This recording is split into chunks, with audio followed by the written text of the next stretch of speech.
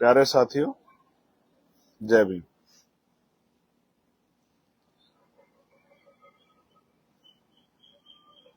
मेरे पिता कहा करते थे कि जब कोई किसी चीज को ठान लेता है तो आंधी तूफान सर्दी गर्मी उसका कुछ नहीं बिगाड़ सकती। मैं आपको दिखाता हूं। अब धूप देखिए, खुद से एहसास कीजिए। सूरज की तपन देखिए और खुद से एहसास कीजिए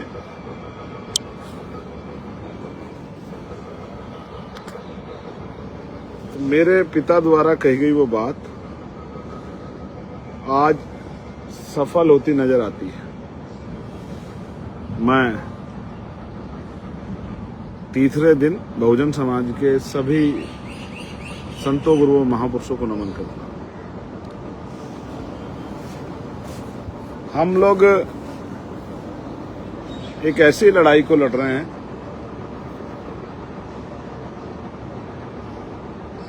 जिसके परिणाम क्या होंगे ये तो हमें नहीं पता,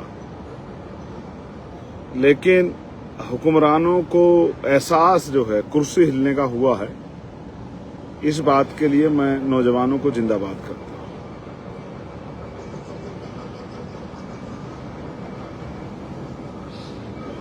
आप जान रहे हैं कि मैं यहां क्यों बैठा हूं। मुझे उम्मीद थी कि आज लोकसभा में चर्चा होगी,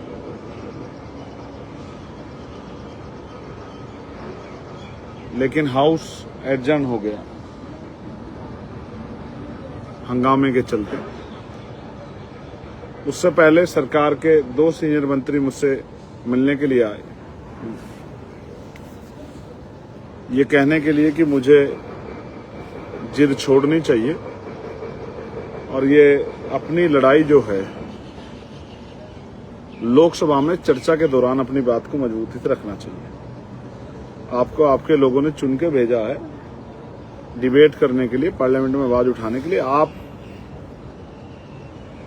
यहां गर्मी में ना बैठे, मौसम अच्छा नहीं है, बारिश भी है, आप आके पार्लियामेंट में डिबेट का हिस्सा बने।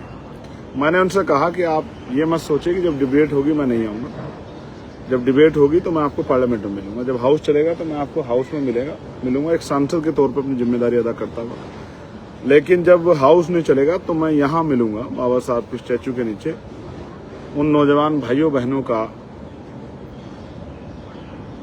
प्रतिनिधि बनके, उनका बड़ा भाई बनके, उनके लिए जिम्मेदार बनके, उनके साथ हुए अन्याय की आवाज उठाने के लिए। उन्होंने मुझसे पूछा कि हम ये जानने के लिए आए हैं कि आप जो यहां बैठे हैं, हम कैसे जो हैं आपकी मदद कर सकते हैं।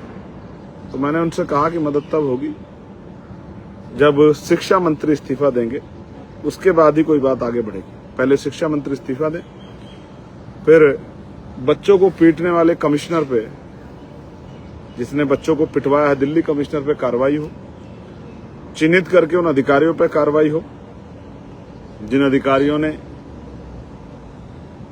जो फोटो में आ रहे हैं, वीडियो में आ रहे हैं। क्योंकि सर्वोच्च न्यायपालिका ने तो कह दिया कि अभी मैंने पढ़ा कि भाई हम पे एग्जैक्ट क्या काम है आपको बता देता हूं। मुझे अभी भेजा गया है कि सर्वोच्च न्यायपालिका ने इस पे क्या कहा है। हमारा समय बर्बाद मत कीजिए, हमें वीडियो में कोई दिलचस्पी नहीं है, वीडियो देखने का हमारे पास समय नहीं है, ये हमारी सर्वोच्च न्यायपालिका ने कहा है। ये बात सही है कि वहां काम का बहुत प्रेशर है और ये प्रेशर भी कम होना चाहिए, वहां जजों की संख्या बढ़नी चाहिए, ये बात सही है, और उसमें सामाजिक न्याय भी होना चाहिए। उन सब लोगों को अवसर मिलना चाहिए जिनको अवसर नहीं मिला, जो इसको डिजर्व करते हैं। जब हर चीज के लिए एग्जाम होता है तो all India judicial service commission, जिसकी मैं लंबे समय से मांग कर रहा हूं, आज के इस फैसले को सुनकर मेरे मन में फिर वो बात आई कि वो होना चाहिए। तो मैंने उनसे कहा कि जिन बच्चों को ने सुसाइड किया उसके जिम्मेदार मंत्री जी हैं, उनको जो है उन परिवारों को कम से कम 1-1 करोड़ रुपए का मुआवजा मिलना चाहिए। जो घायल हुए हैं उनकी चिकित्सा देखभाल होनी चाहिए। और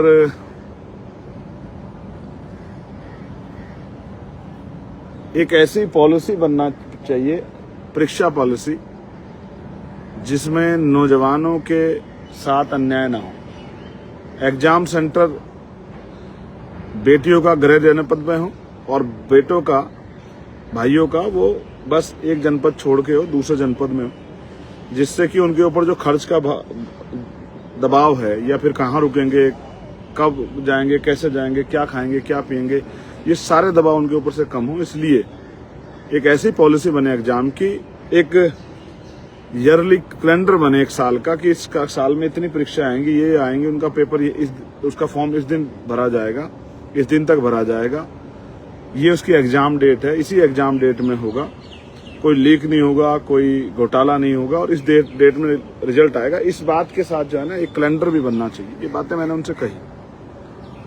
और यूपी के एक 4 मेडिकल कॉलेज का मामला जो CSR के जरिए बने थे, मैंने उनकी उस मांग को भी उनके सामने उठाया,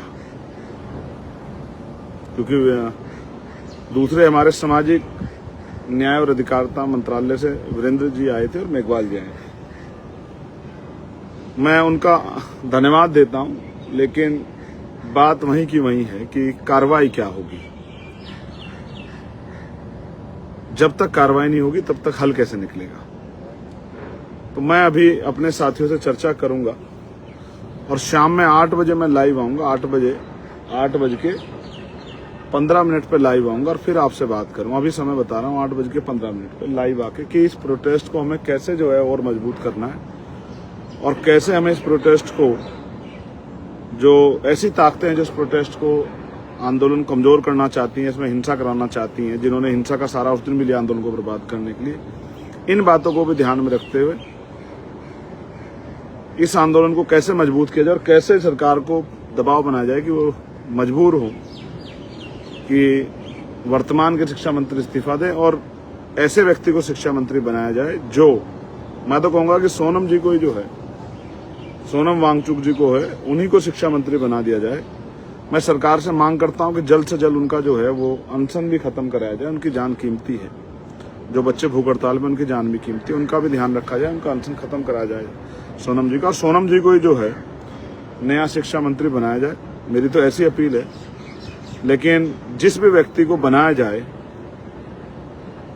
सवाल ये है कि क्या वो बनने के बाद इस नीति को लागू करेगा। इसलिए मेरे लिए नीति बड़ी महत्वपूर्ण है। इस्तीफा तो हो, इस्तीफे के साथ साथ नीति भी लागू, जो मैंने कहा कि फेयर एग्जाम पॉलिसी बने और उसमें ये ध्यान रखा जाए कि निकटता के साथ जो है पेपर हो, यानी कि यहाँ के दिल्ली के बच्चे का कश्मीर में गिर दिया और सहारनपुर के बच्चे का लखनऊ में गिर दिया और लखनऊ के बच्चे का बिहार में गिर दिया। इस तरह से नहीं होना चाहिए। ये भी ध्यान रखना चाहिए कि ट्रांसपोर्टेशन में जो खर्च आ रहा है, वहां रुकने उसमें जो खर्च आ रहा है, ये भी समझना चाहिए कि मिडिल क्लास परिवार कहां से उठाएंगे। आपने मुझे सुना, धन्यवाद। 8:30 बजे दोबारा मिलेंगे। मैं आपका भाई चंद्रशेखर आजाद। संघर्ष जारी है और संघर्ष अब आगे बढ़ेगा, पीछे नहीं जाएगा। मैं आपको विश्वास दिलाता हूँ, संघर्ष अब आगे बढ़ेगा, इतना मजबूत होगा कि पूरे देश के कोने कोने तक संघर्ष जाएगा। जय भीम, जय भारत, जय मंडल, जय जोहार, जय संविधान, जय जवान, जय किसान, जय लोकतंत्र, जय विज्ञान।